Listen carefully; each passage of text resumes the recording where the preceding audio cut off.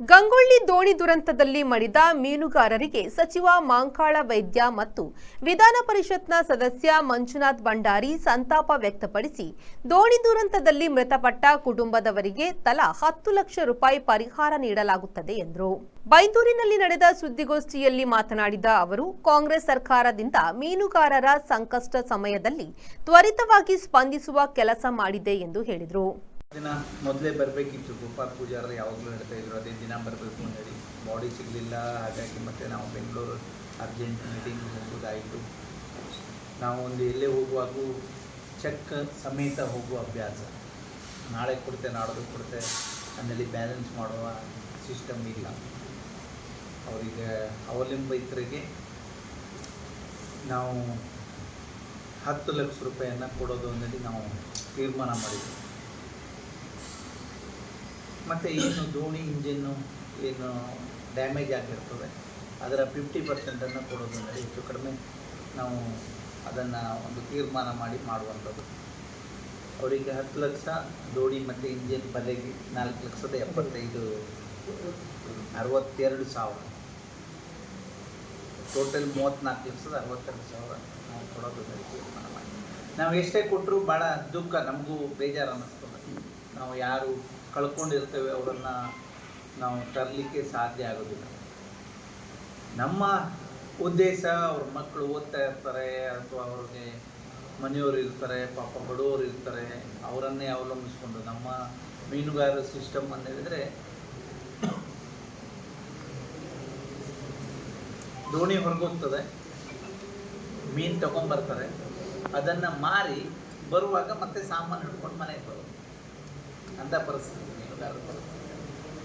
ಅಷ್ಟು ಕಷ್ಟದ ಜೀವನವನ್ನು ಸಾಧಿಸ್ತಾರೆ. ಹಾಗಾಗಿ ನಾವು ವಿನಂತಿ ಮಾಡ್ಕೊಳ್ತರು ಅಥವಾ ಯಾವುದೇ ಕಾರಣಕ್ಕೆ ಹೊರಗೆ ಹೋಗಬೇಡಿ ಅಂದರೆ, ಆದರೂ ಹೋಗದಿದ್ದರೂ ಉಪವಾಸ ಇರಬೇಕಾಗ್ತದೆ ಪರಿಸ್ಥಿತಿನೂ ಇದು. ನಾವು ಮತ್ತೆ ಆದರೂ ವಿನಂತಿ ಮಾಡ್ಕೊಳ್ತೇನೆ ಅವ್ರ ಹತ್ರ, ಎಲ್ಲರ ಹತ್ರ, ಮೀನುಗಾರರ ಹತ್ರ, ಯಾರು ನೋಡಿ ಮೀನು ಹಿಡಿಲಿಕ್ಕೆ ಹೋಗಿ. ಯಾಕೆಂದರೆ ಒಂದು ಜೀವ ಹೋದ್ಮೇಲೆ ಮತ್ತೆ ಪುನಃ ವಾಪಸ್ ತರಲಿಕ್ಕೆ ಸಾಧ್ಯ ಆಗೋದು. ನಾವು ಇಷ್ಟೇ ಮಾಡ್ಬೋದು, ಅವ್ರ ಮನೆಗೆ ಹೋಗಿ ಅವ್ರಿಗೆ ಸಮಾಧಾನ ಹೇಳ್ಬೋದು, ಸರ್ಕಾರದಿಂದ ಹಣ ಕೊಡ್ಬೋದು, ಅವ್ರಿಗೆ ಪೂರಕವಾದಂಥ ಏನು ವ್ಯವಸ್ಥೆ ಬೇಕು ಅದನ್ನು ಮಾಡಲಿಕ್ಕೆ ನಮ್ಮ ಹತ್ರ ಸಾಧ್ಯ ಆಗ್ತದೆ, ಬಿಟ್ಟರೆ ಬೇರೆ ಏನು ಮಾಡಲಿಕ್ಕೆ ಆಗೋದಿಲ್ಲ. ಹಾಗಾಗಿ ನಮ್ಮ ಸರ್ಕಾರ, ನಮ್ಮ ಮುಖ್ಯಮಂತ್ರಿಗಳು ಸನ್ಮಾನ್ಯ ಸಿದ್ದರಾಮಯ್ಯ ಸಾಹೇಬ್, ಉಪಮುಖ್ಯಮಂತ್ರಿಗಳು DK ಶಿವಕುಮಾರ್ ಸಾಹೇಬ್ ಅವರು ಹೇಳೋದು, ಯಾರು ಕಷ್ಟದಲ್ಲಿದ್ದಾರೆ ಅವ್ರಿಗೆ ಹೋಗಿ ಸ್ಪಂದಿಸಿ, ನಮ್ಗೆ ಅವಕಾಶ ಕೊಟ್ಟಿದ್ದಾರೆ, ಅವ್ರಿಗೆ ಏನು ಕೊಡಲಿಕ್ಕೆ ಸಾಧ್ಯ ಆಗ್ತದೆ ಅದನ್ನು ಮುಗಿಸಿ ಅಂತ ಹೇಳ್ತಾರೆ. ಹಾಗಾಗಿ ನಾವು ಆ ನಿಟ್ಟಿನಲ್ಲಿ ಅವ್ರ ಮಾರ್ಗದರ್ಶನದಲ್ಲಿ, ಇಲ್ಲಿಯ ಉಸ್ತುವಾರಿ ಮಿನಿಸ್ಟ್ರು ಬರ್ತೆ ಅಂತ ಹೇಳಿದರು, ಅವ್ರು ಸಾಧ್ಯ ಆಗಲಿಲ್ಲ ಬರಲಿಕ್ಕೆ, ಮತ್ತೆ ಬಂದಾಗ ಅವ್ರ ಮನೆಗೆ ಹೋಗ್ತೀನಿ ಅಂತ ಹೇಳಿದ್ರು. ನಾನು ಹೇಳಿದೆ ಮತ್ತೆ ಲೇಟ್ ಮಾಡೋದು ಬೇಡ, ನಾನು ಬರ್ತೀನಿ, ಅದರ ನಂತರ ತಾವು ಹೋಗಿ ಅಂತ ಹೇಳಿದೆ. ಅವರು ಬರ್ತಾರೆ. ಅವರ ಮಾರ್ಗದರ್ಶನದಲ್ಲಿ ಎಲ್ಲ ನಾವೆಲ್ಲರೂ ಸೇರಿ, ಅದರಲ್ಲೂ ಗೋಪಾಲ್ ಪೂಜಾರ ಆ ಕ್ಷಣದಲ್ಲಿ ಏನು ದುರಂತ ಆಯಿತು ಆ ಕ್ಷಣದಲ್ಲಿ ಅವರಿಗೆ ಸ್ಪಂದಿಸುವಂಥ ಕೆಲಸ ಮಾಡಿದ್ದಾರೆ. ನಮಗೆ ಕೊಡಲಿಲ್ಲ. ಹೆಲಿಕಾಪ್ಟರ್ ಬಿಡಬೇಕು ಅಂದೇಳಿ ನಾವು ಮತ್ತೆ ಪುನಃ ಕೋಸ್ಟಲ್ ಗಾರ್ಡ್ಗೆಲ್ಲ ರಿಕ್ವೆಸ್ಟ್ ಮಾಡಿದ್ರು. ಸಾಧ್ಯ ಆಗಲಿಲ್ಲ ಅಂತ ಹೇಳಿದ್ರೆ ಒಂದು ಕಡೆ ಮಳೆ ಮೋಡ ಇದ್ದರೆ ಆಗೋದಿಲ್ಲ, ಕಷ್ಟ ಆಗ್ತದೆ. ಹಾಗಾಗಿ ಅದು ನಾವು ರೆಡಿ ಮಾಡ್ಕೊಂಡಿದ್ವಿ. ಬಾಡಿ ಸಿಗಲಿಲ್ಲ ಅಂತ ಅದು ದೇವರ ಅನುಗ್ರಹ, ಎಲ್ಲ ಸುರಕ್ಷಿತ ಆಗಿದೆ, ಎಲ್ಲ ಕಾರ್ಯಕ್ರಮ ಮುಗಿದಿದೆ. ಈಗ ಏನು ಹೇಳುವಾಗಿಲ್ಲ ನಾವು.